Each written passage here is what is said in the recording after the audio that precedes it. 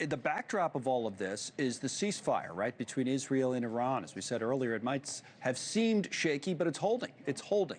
Now, that said, concerns do remain that Iran could turn to cyber attacks against the U.S., targeting critical infrastructure, raising the obvious question, are we prepared? Retired Air Force Lieutenant General Charles Moore joining us now, former Deputy Commander of U.S. Cyber Command. Welcome, General. Are we prepared for what Iran might throw our way if that's the direction they choose to go? Hey, Connell, thanks for having me.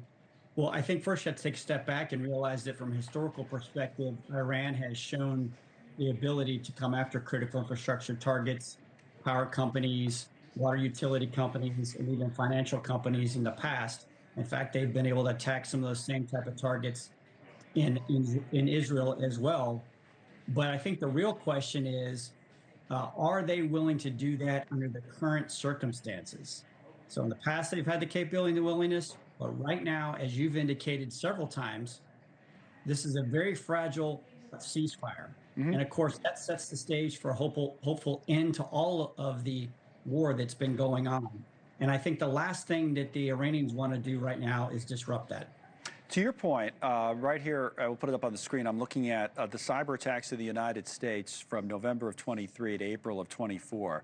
And they're all over the place. And, you know, there's all kinds of different attacks there, starting in the West in California, Montana, Texas, so on and so forth. So the point is, this stuff happens all the time. What's the difference, you know, between, you know, cyber attack that happens and one we hear about? I mean, how serious does it have to be? Because many of those, you know, we didn't really hear about it at scale. Yeah, Connell, this is a really good point. So on a day-to-day basis, really persistently, the United States is in conflict in the cyber domain with adversaries and malicious cyber actors from around the globe.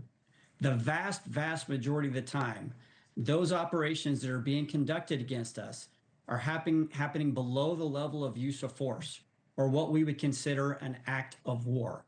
And this has really become the standard operating environment inside the cyber domain.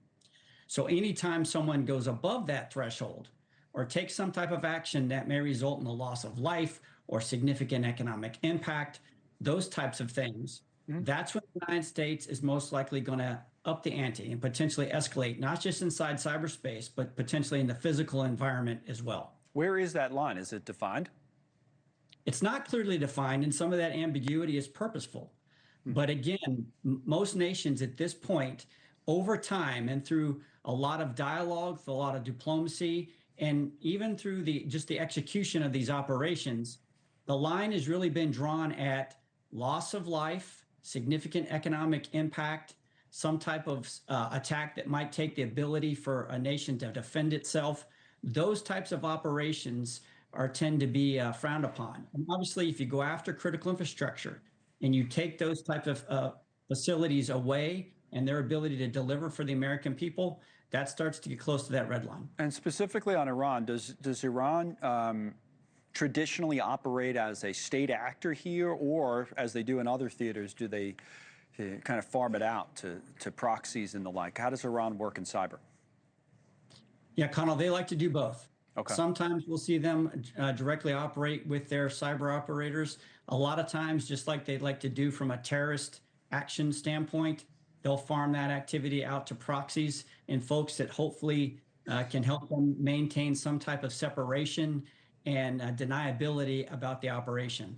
The only problem for Iran is that there's nobody on the planet that's better than determining attribution than the National Security Agency and U.S. Cyber Command. So that's why it sounds like your assessment now, it would be very, very risky for Iran to do this. They might be more likely to do it at another time than now.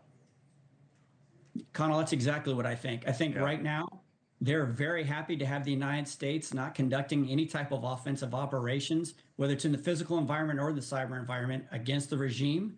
I think the regime understands that they're in a very precarious situation, and they want to keep the United States on the sidelines and really only in aiding in the defense of Israel, which, of course, we've been doing since the beginning of this conflict. Right. Thank you for watching. Subscribe below and download our News Nation app right now on your phone, and you will get fact-based, unbiased news for all Americans.